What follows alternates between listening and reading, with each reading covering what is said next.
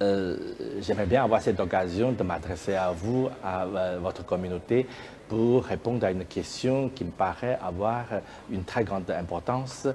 Quelle est la contribution de mon domaine d'intervention à l'atteinte de l'émergence de votre pays et de l'Afrique? Je suis professeur, cela fait plus que 30 ans que j'ai consacré mon énergie et mon savoir-faire et ma formation à l'éducation des jeunes. Et donc, mon domaine, c'est l'éducation. Et je crois que l'éducation et l'émergence d'un pays, il y a vraiment un lien profond et déterminé. Pour comprendre cela, il suffit de regarder un fait indéniable.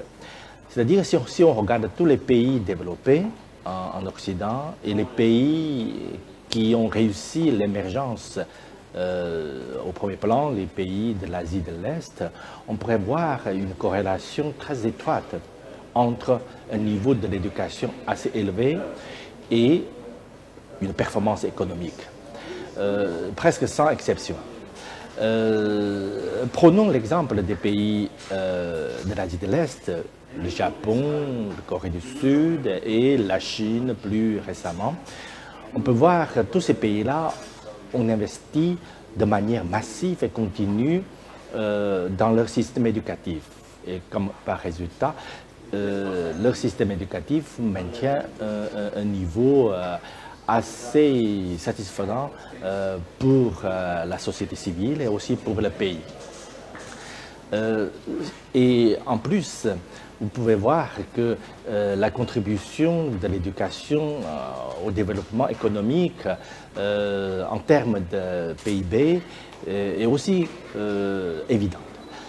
Selon les statistiques des économistes, à partir de 1995 jusqu'à 2004, pendant cette période où la Chine a connu une croissance la plus exceptionnelle, la contribution de l'éducation à cette croissance de PIB se trouve à la hauteur de un peu moins de 24%. Donc ça, c'est considérable. Et si on considère aussi un autre facteur, c'est que l'investissement pendant cette même période en équipement était 10 fois supérieur à celui en éducation. Donc on peut voir l'éducation, ce n'est pas simplement un facteur très important pour le développement économique, mais c'est aussi un investissement très efficace, plus efficace que des constructions en infrastructure. Mais ceci dit, l'éducation avec le développement économique, le lien n'est pas direct. Le lien n'est pas direct, c'est-à-dire quand on construit une autoroute, on construit une centrale d'électricité, les effets sur l'économie est direct. On peut vraiment le mesurer de manière quantifiable. Tandis que pour l'éducation, des investissements à l'école, ça ne se voit pas d'un jour à l'autre. Pour cela que on peut voir toujours une espèce de paradoxe. D'un côté, tous les gouvernements parlent de l'importance de l'éducation. De l'autre côté, les contraintes budgétaires sur l'éducation restent toujours décevantes. Donc cela exige une prise de conscience de la part du gouvernement et aussi de la part des acteurs en économie, en éducation, pardon, les familles, les autorités locales, pour qu'on puisse prendre une vision de long terme pour investir dans l'éducation pour satisfaire tous les besoins du développement économique. Ceci dit, il y a aussi une chose très importante à tenir compte, c'est-à-dire l'investissement en éducation ne se fait pas de manière automatique. Il faut aussi envisager des réformes parce qu'il faut chercher une adéquation entre un système éducatif et le système économique de l'autre côté. Voilà.